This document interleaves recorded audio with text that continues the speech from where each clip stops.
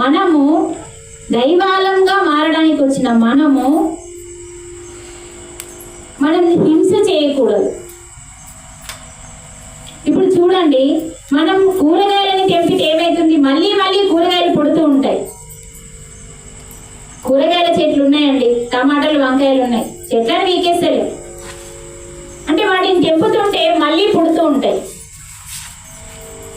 మనం ఒక చెట్టు నుంచి మీరు కూరగాయలు టమాటాలు వంకాయలు ఏది తెంపినా చెట్టుకి నొప్పి రాదు. ఎలా అంటే మన చేతికి గోర్లు పెరుగుతాయండి, మన వెంట్రుకలు పెరుగుతూ ఉంటాయి.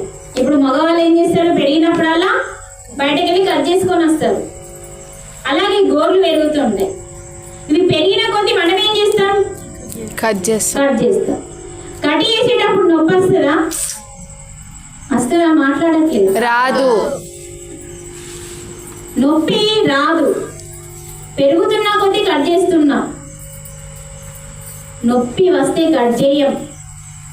నొప్పి ఎలా గోర్లు కట్ చేస్తే వెంట్రుకలు కట్ చేస్తే నొప్పి ఎలా రావట్లేదో, ఒక చెట్టు నుంచి టమాటా తెంపితే కూడా నొప్పి రావద్దు. దానికి భగవంతుడి సృష్టి చేయబడింది. అది చెట్టుని వీకేస్తే చచ్చిపోతుంది.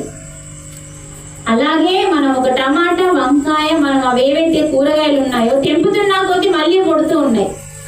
అందుకనే అది ఆహారం తినొచ్చు మనం ఒక స్టేజ్ వరకు. కానీ మనము తినే ఆహారం హింసతో కూడుకున్న, అంటే ఒక జీవిని చంపి, ఇక్కడ చంపి తింటలే. తెంపడం వేరు, చంపడం వేరు. అక్కడ తెంపగానే మళ్ళొకటి వస్తుంది, ఇక్కడ చంపగానే మళ్ళొకటి వస్తుందా? ఇక్కడ పీక తీస్తున్నాం అంటే హింస చేస్తున్నాం, చంపుతున్నాం. అందుకని అక్కడ ఏమైతుంది, ఇక్కడ చెట్టుకి బాధ లేదు, రక్తం లేదు, ఇంద్రియాలు లేవండి చెట్లకి. కళ్ళు ముక్కు చెవులు నోరు లేవు చెట్లకి. కానీ ఒక ప్రాణికి ఎప్పుడైతే ఇంద్రియాలు ఉంటుందో, నరము ఉంటుందో బాధ కలుగుతుంది. నరము అంటే రక్తం ప్రవహించే నరం, అది ఉంటుందో ఆ జీవికి బాధ ఉంటుంది. అందుకనే ఇక్కడ మనం కట్ చేయగానే దాన్ని హింసిస్తున్నాం, బాధ పెడుతున్నాం. అది పాపంగా మారుతుంది. ఈ సత్యం మనం తెలుసుకోవాలి. మానేస్తామా మానేయమా తర్వాత సంగతి.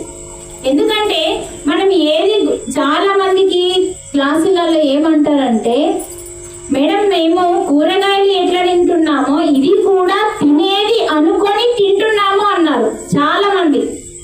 తినకూడని ఆహారం అని చాలా మందికి తెలియదండి. అందుకనే ఈ సత్యం ఖచ్చితంగా మనం తెలుసుకోవాలి. మానేసే సంగతి మళ్ళా. ఎందుకంటే ఇక్కడ మనకి ఒక జీవిని చంపడం వల్ల మనకి ఏమంటుతుందంటే పాపం అంటుతుంది. నేనెక్కడ చంపుతున్నా, కటికాయని చంపుతున్నాడు కదా, మనం తింటున్నాం కాబట్టి, కొంటున్నాం కాబట్టి ఇంకా అర్థమైంది అనుకుంటా. అంటే ఇక్కడ మనం ఎప్పుడైతే ఒక జీవిని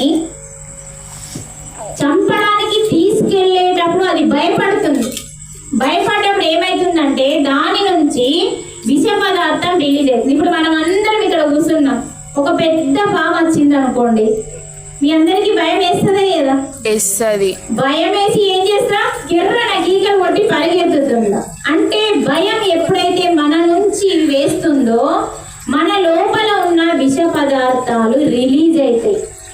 రిలీజ్ అయ్యి ఆ మాంసంకి అంటుకుంటుంది. చనిపోయిన కోడికి, మేకకి.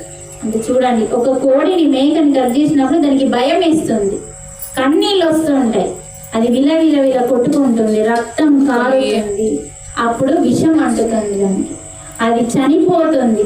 చనిపోయింది శవం.